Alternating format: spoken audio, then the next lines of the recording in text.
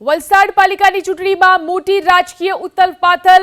વલસાડમાં આપના આગેવાનો અને કાર્યકરો જોડાયા ભાજપમાં। વિધાનસભા ચૂંટણીમાં આપ ઉમેદવાર રાજુ મરચાનો પરિવારે કેસરીયો કર્યો।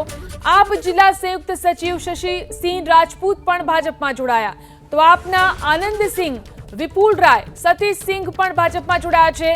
સાંસદ ધવલ પટેલ અને હેમંત કંસારા ભાજપમાં। રાજુ મરચાની પુત્રી ઉર્વશી પટેલને ભાજપે ટિકિટ આપી છે, ત્યારે આપના રાજુ મરચાએ ભાજપમાં પ્રવેશ નથી કર્યો। આ વિશે વધુ જાણકારી મેળવી અમારા સંવાદદાતા બ્રિજેશ ફોન લાઈનથી જોડાયા છે। જી બ્રિજેશ, રાજકારણમાં શું ઉથલપાથલ થઈ રહી છે? વલસાડ નગરપાલિકાની અગર વાત કરીએ તો 44 બેઠક છે, એમાંથી 4 બેઠક ભારતીય જનતા પાર્ટીએ બિનહરીફ મેળવી લીધી છે। એક બેઠક પર હજી ટેકનિકલ ઇસ્યુ છે અને તે પણ જો શક્ય બનશે તો કદાચ 5 સીટ થઈ જશે। આ સિવાય જે અપક્ષ ઉમેદવારો છે તેઓને પણ સમજાવવા માટેની અત્યારે કવાયત ચાલુ છે, જેથી કરીને વધુને વધુ બેઠક બિનહરીફ થઈ શકે।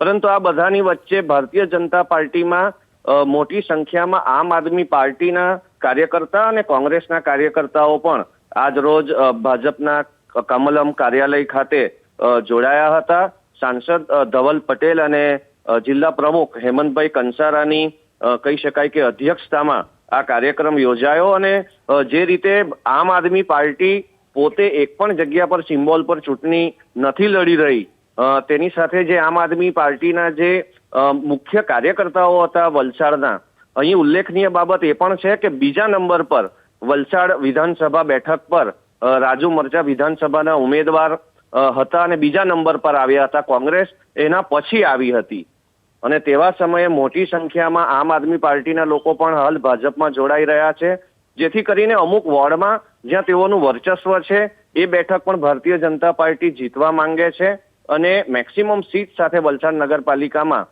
પોતાનું શક્તિ પ્રદર્શન ભારતીય જનતા પાર્ટી કરવા માંગે છે।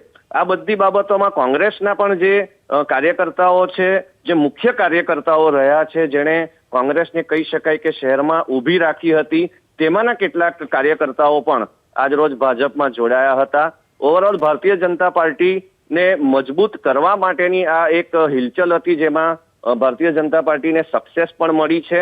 કોંગ્રેસ ખૂબ ઓછા વોર્ડમાં સિમ્બોલ ઉપર લડી રહી છે, ત્યારે ભારતીય જનતા પાર્ટીનો મુકાબલો અમુક વોર્ડમાં અપક્ષ સાથે જ સીધો થઈ રહ્યો છે।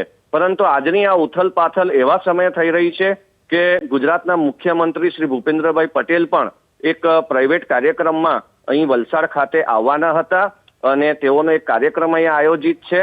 તેવા સમયે મોટી સંખ્યામાં અન્ય કાર્યકર્તાઓને પણ ભાજપમાં જોડીને તેઓએ પોતાનું શક્તિ પ્રદર્શન પણ કર્યું છે। જી આભાર બ્રિજેશ, તમામ જાણકારી આપવા માટે।